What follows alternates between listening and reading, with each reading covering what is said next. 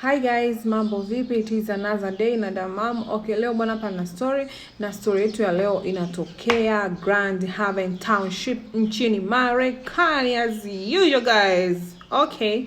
Sasa story yetu ya leo inamhusu Mr. and Mrs. Christopher. Hawa watu bwana walikuwa wamefunga ndoa 2008. Sasa huyu Christopher alikuwa amemuoa mwanadada alikuwa anaitwa Mandy au Amanda. Anaitwa Amanda actually, lakini anapenda kujiita Mandy. So sisi nickname kama mimi naitwa Mariam, lakini najiita upo hapo. Sasa huyu Amanda alikuwa ana umri wa miaka 39 na alikuwa ni mwalimu, lakini mwanaume wake alikuwa na miaka 47. Na huyu kaka alikuwa ameajiriwa 2023 tu katika kibarua kipya serikalini. Na huyu kaka alikuwa ana master's degree. Ni daktari, kwa hiyo alikuwa ni counselor, lakini pia alikuwa ameajiriwa katika taasisi iliyopo nchini Marekani inaitwa American Heart Association au unaweza ukaita AHA.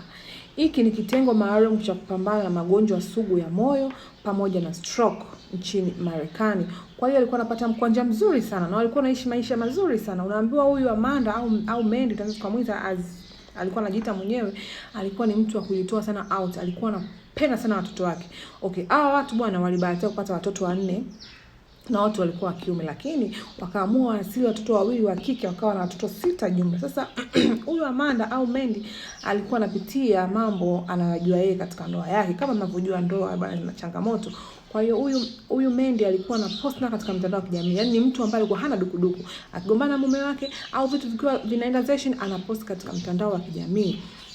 Na kuna posti moja hapo Amanda alikuwa ameposti kwamba mwanaume wake anamfanyia session, yani mambo hayaeleweki, mauzauza. Hiyo posti hapo juu mtajua wenyewe, kama mambo ya kutishatisha, mambo meusi ndio alikuwa anapost. Sasa huyu Christopher siku moja alirudi nyumbani. Aliporudi nyumbani bwana wakaanza kugombana na mke wake. Hakuna aliona, lakini ndio tunaweza tukasema hivyo kwa kilichotokea. Kwa hiyo Christopher aliamua kuchukua bastola, akamuua mke wake, akaua na wale watoto 6 wote. Can you imagine?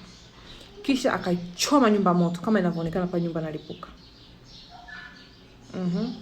Kwa hiyo akaondoka, lakini majirani waliona moshi mkali unatoka kule pamoja na moto kwa mbali. Wakaamua wasogee pale na kupiga 911. Kwa hiyo polisi walipofika pale wakazima moto, wakafanikiwa wakatoa miili 7 ndani. Mama mtu mmoja na watoto 6. Walivyoichunguza ile miili ilikuwa ina majeraha ya risasi kwenye miili yote 7. Na baadaye katika uchunguzi wa lile eneo wakagundua kuna mwili mwingine huko nje. Walivyoangalia ni mwili wa Christopher. Kwa hiyo Christopher aliua familia yake na yeye akaenda akajiua. Na kuchunguza mwili wa Christopher pia una jeraha la risasi. Na kuichunguza ile risasi iliyokuwa pembeni ambapo kajishoot nayo ndio hiyo ambayo ilitumika kuua ile familia. Lakini kabla walikuwa polisi wanajaji kwamba huyu mwanamke atakuwa amejiua na kuua watoto wake, lakini haikuwa hivyo. Baada ya kumwona Christopher wakagundua kwamba Christopher ndo kaiua familia yake nzima. Kwenye hii kesi mimi kama Mariam naweza nikasema mtuhumiwa wa kwanza ni mwanaume Christopher, lakini Mandy naye alikuwa na makosa. Vifo vya wale watoto Mandy anahusika, kwa sababu umeona mwanaume akufanyia mambo mazuri, unagombana mwanaume yuko hivi, mwanaume yuko vile, mnagombana, mnapigana na nini? Kwa nini usiondoke?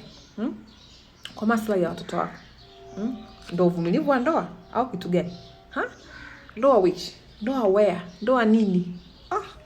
Rest in peace, madam. Story tumeisha hapa. It's documentary by the way.